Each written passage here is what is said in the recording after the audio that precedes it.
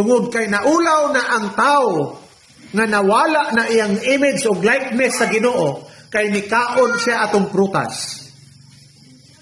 Ang Ginoo mismo mo'y naghimo og biste niya aron ang tao dili na maulawan. So gisananaan ang tao gikan sa ilang pagkahubo, gikan sa ilang pagkaulaw tungod kay nakasala sila. Sa diyang nagsanana na sila sa biste nga gihimo sa Ginoo, wala na pod sila naulaw sa Ginoo. Wala na sila naulaw bisan pa man nakasala sila. Unsa ang Ginoo sa diyang nakasala ang tao? Nausob ba siya? Pag mayutag ang Diyos, gugma. Nakasala man ang tao. Nausob ba siya? Wala. Unsa iyang gibuhat? Nag-provide siya og solusyon sa sala sa tao. Di ba? Nakasala ang tao. Ni-disobey. Nakakaon atong prutas. Naulaw. Unya, naghimo ra sila og sanina nila nga made of leaves. Sa dihang nakasala ang tao, ang Ginoo wala na usog. Ang Dios gugmar gyapon, nahigugmar gyapon siya. Unsay ebidensya?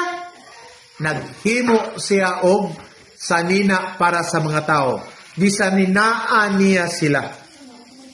Ang buot pasabot, bisag nakasala ang tao, ang Dios sa gyapon mo'y nag-provide og solusyon sa ilang sala nga nabuhat. Ma-appreciate ba ninyo ang Ginoo? Ana nga klase nga karakter niya?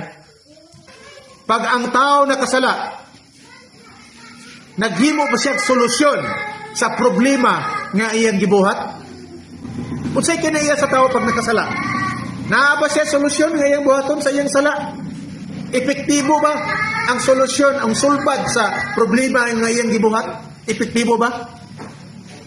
Usay ang tao pag nakasala, then maghimo siya solusyon kunuhay, nisamot kadako ang sala. Sample.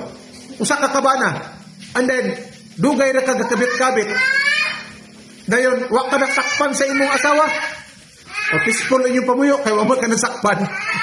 Batod pa, wa kay sala kog di ka masakpan. Nakaron kay nasakpan naman ka. Unsa may imong gibuhat?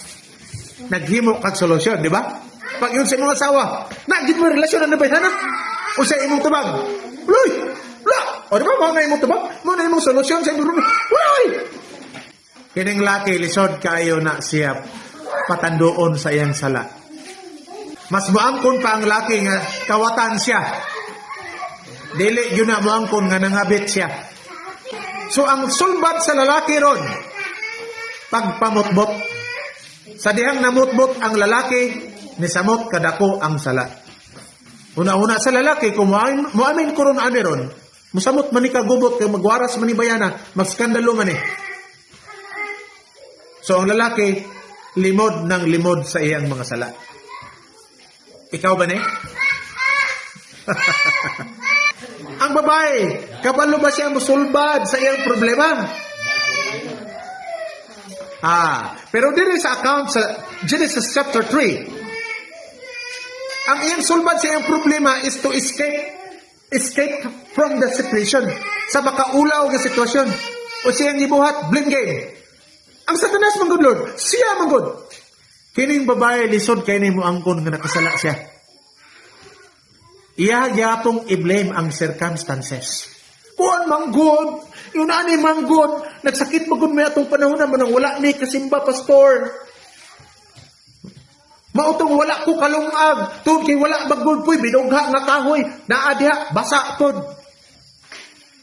O naagi, rason permining, by, the woman's brain is divided into two. The left side, there is no right. And on the right side, there's nothing left.